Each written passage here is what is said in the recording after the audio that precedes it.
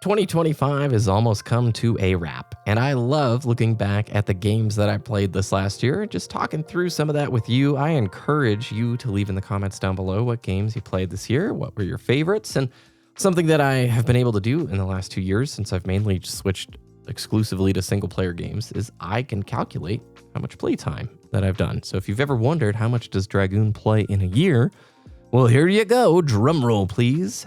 16 games beaten, 247 hours.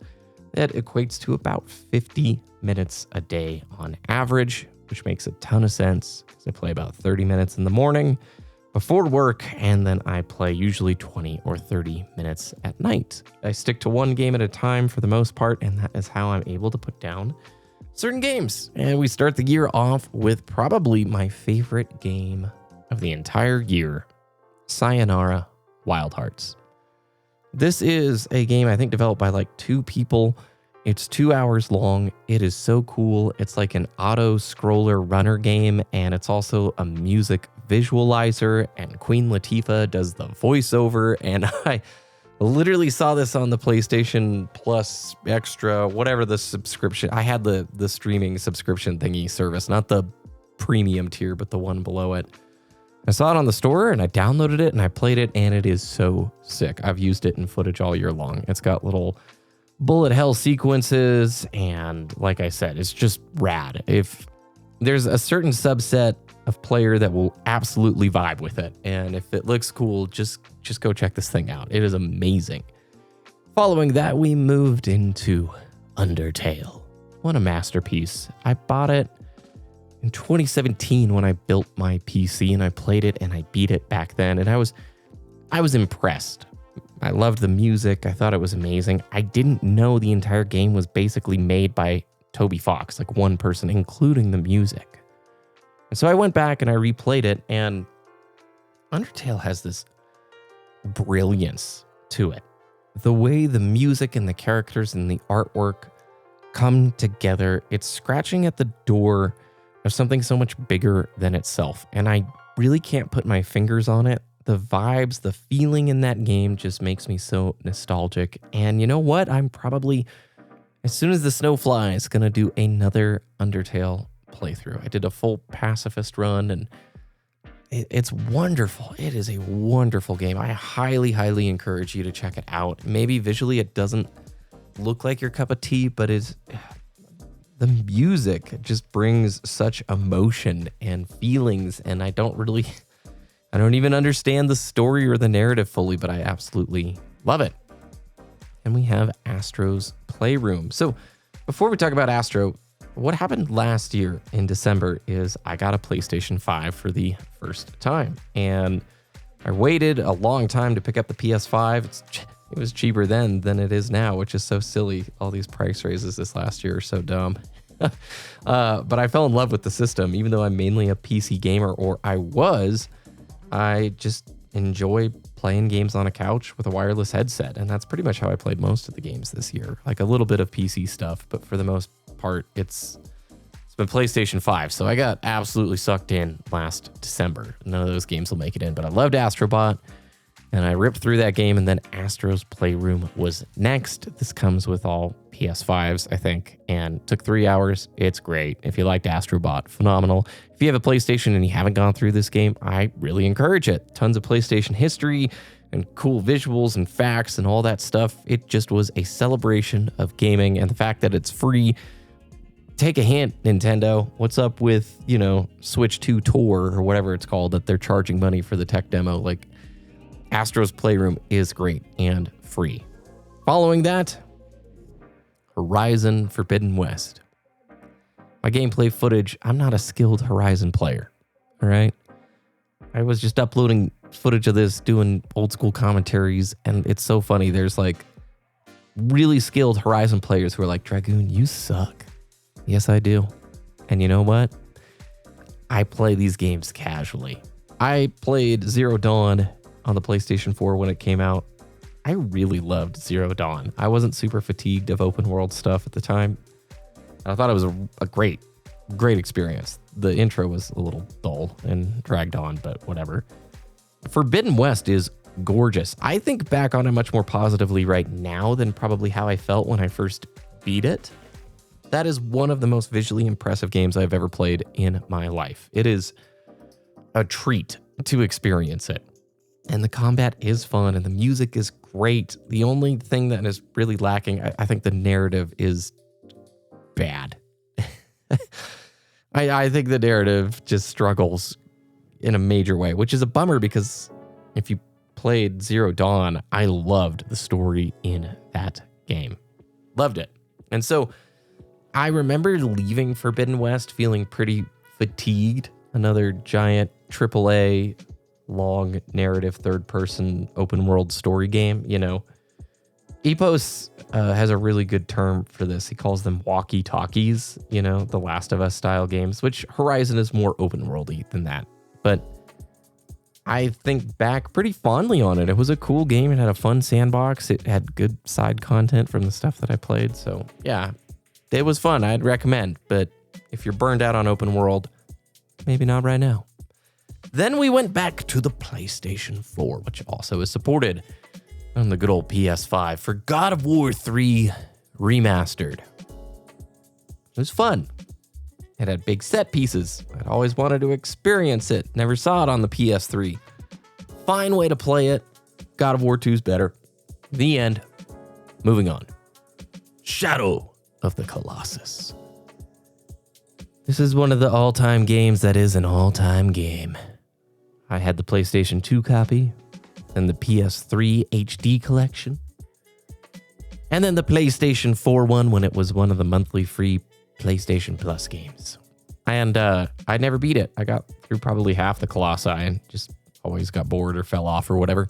But no, I committed. I focused, I locked in, and I beat the PlayStation 3 version. Wow. It's one of the coolest games I've ever played.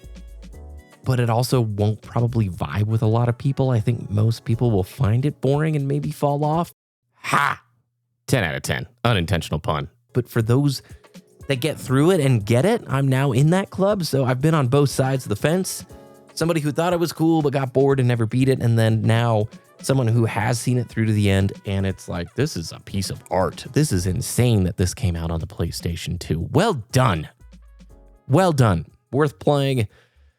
The brief mention there is you got 3 ways to play it.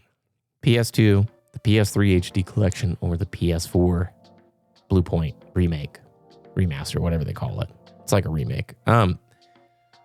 Most people, the PS4 version is going to be the best. It's got quality of life improvements, but the art style has been changed substantially. It's still gorgeous. It looks really good, but the vibe is a little bit different, which is totally okay. If you want the purest way to play it, PS3 version's really good. There is a bug where your grip meter decreases faster than it should, and the Colossi will shake more than they should. Really doesn't matter. It's not going to impede much of your progress at all. So check it out. It's good. It's cool. I liked it. Okay, that brings us to the Legend of Dragoon, the PlayStation 1 classic. This is a game I remember getting on a Toys R Us deal, like begging my parents for this game. Parents, thank you. Not only did this help my reading when I was younger, but this also set me down the trail of loving JRPGs. Oh, what a game. It took 40 hours to beat this game. I started it in December, and this is something I put like 20 minutes in before bed over many, many, many months. And I think I beat it in April. I don't quite remember, but yeah, it was really good.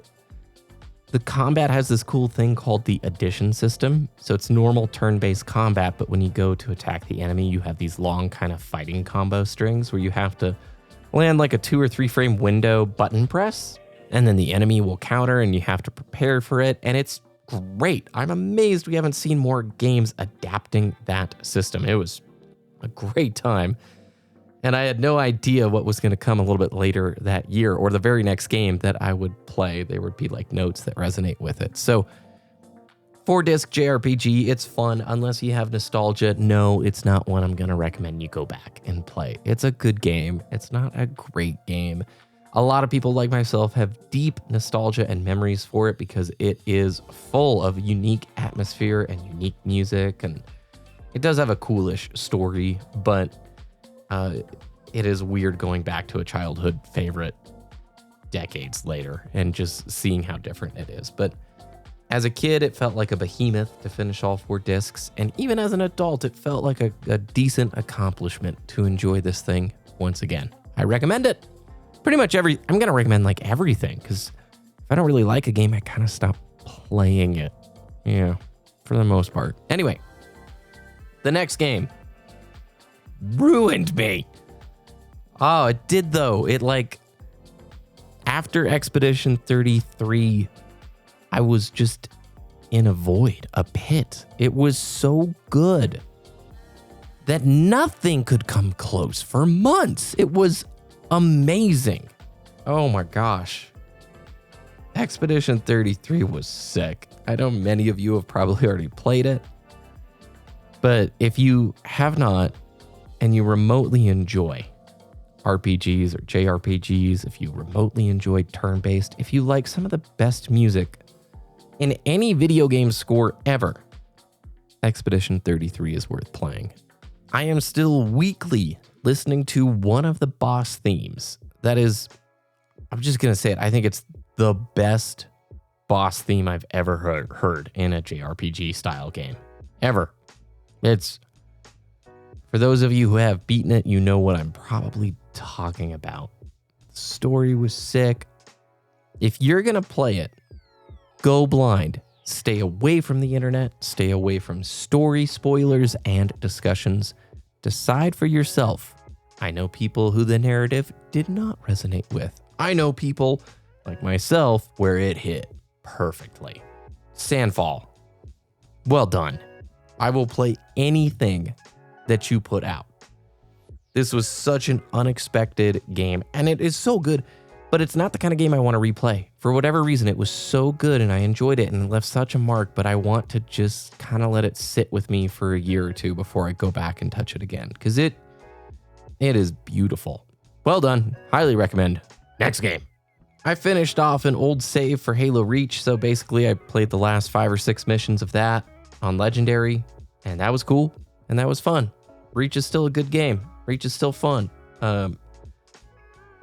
Everybody's all freaking out about Halo Campaign Evolved, and it's not a one-to-one remake. It needs to be the same. Oh my gosh, the art direction, all that stuff. So basically, the rumor is Campaign Evolved is Reach's engine, and then the visuals are Unreal Engine 5. So I am all down for Reachified CE. That sounds pretty rad to me. Going back and playing Reach, peak campaign. It and Halo 3 were really a good time. So yeah, Reach holds up. If you have friends to play with, it's such a good co-op campaign to go through. Good time. Enjoyed it. You already know what Reach is. Next game. For $5, I got Marvel's Guardians of the Galaxy on the summer Steam sale. That game was a very pleasant surprise. 17 hours of super fun. Good music. Experience is very similar to the vibes of the first Guardian film, which is my favorite out of the 3. I didn't really like 2 or 3 all that much. I know there's some people who love it, but Guardians 1 I think was just dialed. At least for me, a very casual enjoyer, okay? The game was sweet. I liked the representations of the characters in this better than the film adaptations for the most part. There's not a crazy level of depth to it or the combat, and it is just a narrative, linear game. But visually, quite impressive. Story, pretty fun. Writing, really good. For $5, highly recommend it. If you see this thing in a bargain bin, you see this on a seasonal sale, and it looks remotely interesting, it was well worth it. Nothing crazy amazing, but I liked this kind of game. Then we have Tomb Raider 2013. 12 hours of pure bliss. I loved this thing. I never played it back in the day when they did the reboot. This is just great. It's a movie experience. It's got good old quick time sequence events. It was visually stunning. All the baked in lighting and the tech that came after it. That was not a very descriptive sentence, but it had that like end of the 360, beginning of the Xbox One era where it looked good.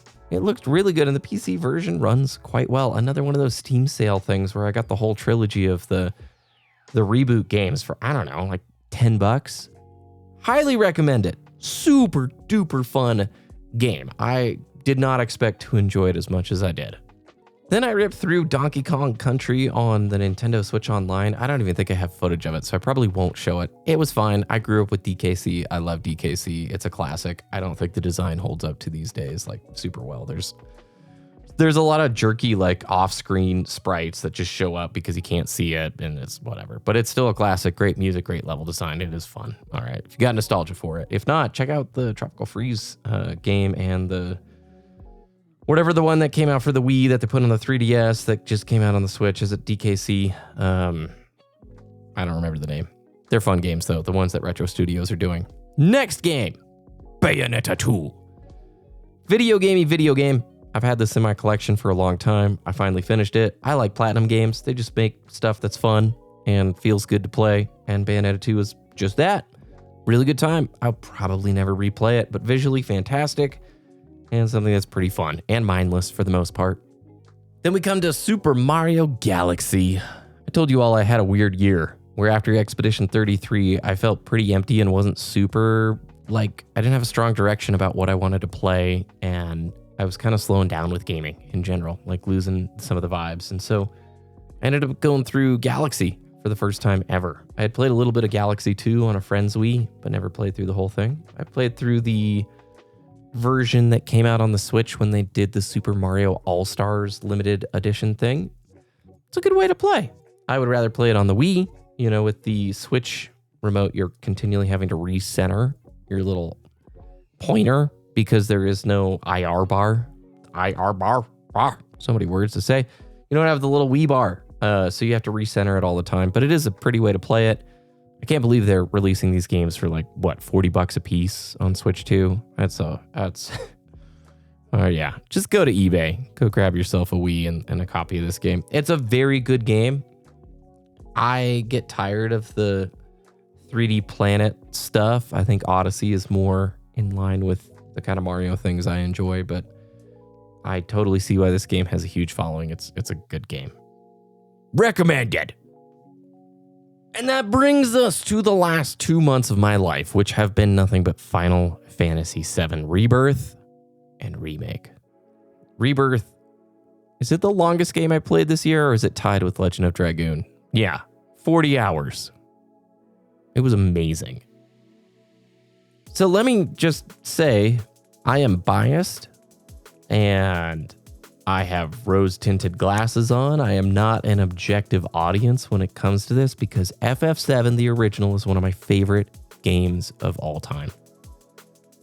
I literally have bought old Japanese copies of Tobold to get the demo disc that had the old FF7 demo on it. I nerd out about this game hardcore. I've got the art books, all the stuff. I love FF7. It meant so much to me when I was younger. I have speedrun the Escape from Midgar section. I have been obsessed with this game for a long time. And so when we heard that a remake was coming, it felt too good to be true. And it still feels too good to be true. And Rebirth is a behemoth of a game. And there are a lot of people who'll say it's bloated and there's too much side content and it didn't need to be this big and they didn't need to add the open world elements. I don't agree with them. I think they did a fine job.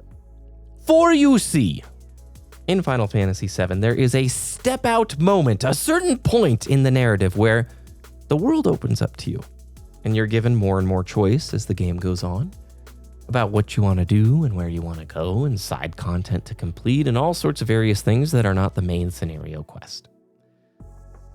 Remake and Rebirth and whatever they're going to call the third one, I think they said they're not going to call it Reunion, but that would make a lot of sense. They are not one-to-one. They are a really good modernization of the story and the visuals for a modern audience, but it's a new take on the combat system. And they are doing fresh, original things with the narrative. I'm not here to spoil anything for you, but I can say this is one of the highest production quality games I have ever played. The visuals The voiceover, the set pieces, the just presentation of it all is ludicrous. I remember when Spirits Within, is that what it's called? The old FF movie, right? I remember when that CG movie trailer was showing up and we were like, there's the most insane visuals I've ever seen in my life. And if you go and you look at that trailer now, you're like, wow, we've come a long way. Because Rebirth and Remake, you're playing through something that looks 10 times better than what a full feature length like old CG movie would be. Yes, Dragoon, perhaps you are too easily impressed because the nostalgia is blinding you. Whatever, I don't care. I loved these games. I think the direction they're taking the story is so interesting. I did not like the combat system when I played through Remake back in 2020, was it? I missed my turn-based. But I can tell you now that I've got a grasp on the system better, I had a really good time. I had such a good time, by the way, that when I finished Rebirth, not only did I want to restart it for another playthrough, I wanted to go replay Remake. Wow, that's a lot of re. And that's what I did. I just played through Remake. I just hit credits on it. It was sick. I loved it more than I did in 2020 because I like what they're doing with the story. There's some Kingdom Hearts level nonsense happening, don't get me wrong, but I also love Kingdom Hearts nonsense. So don't hold me to it, but great games and really good ways to experience it. And here's the deal. If you're so hung up on it not being one-to-one, if you're so upset about the shifts, I've got a spoiler for you. The original FF7 plays amazingly well to this day. One of the best iterations of the ATB system in the entire franchise. Combat is fun, story is good, and you get to use your imagination. And I think that's what is so special about the Remake and the Rebirth experience for me. I'm obsessed with this game. I've got maps and those pre-rendered backgrounds memorized. And so to see it realized in such high fidelity, and in my opinion, in many ways, like they realized on the vibes and the story that I had built in my head, it's akin to like your favorite book getting a great film adaptation. So I am in. I am hooked. I've got Crisis Core Reunion coming. Oh, maybe that's why they're not going to do Reunion, because they already have named something Reunion. And I'm just stoked. I probably am going to do a Rebirth playthrough at some point. And that was my year in gaming. It was a good year. I had a lot of fun. I like playing things one at a time. And I'm already lining up the next set of games that I want to play. Mad Max for the PlayStation 4 is on the way. I've got Final Fantasy 16 I'm a few hours into. I want to play Crisis Core Reunion. I need to beat Armored Core 6. I'm going to go back to the PlayStation 2 for a Gundam game called Zeonic Front. This was a great year. If you watched any of the What I Played Recently videos, thanks. If you watched this video and you made it to the end, super thanks. Do me a favor and let me know your favorite kind of soup in the comments section. I'm having chili tonight. Is chili a soup? I think chili counts as a soup. Enchilada soup is pretty good too. I deeply appreciate all of you. Have a great rest of your day, and I'll see you again in the next video someday. Bye-bye.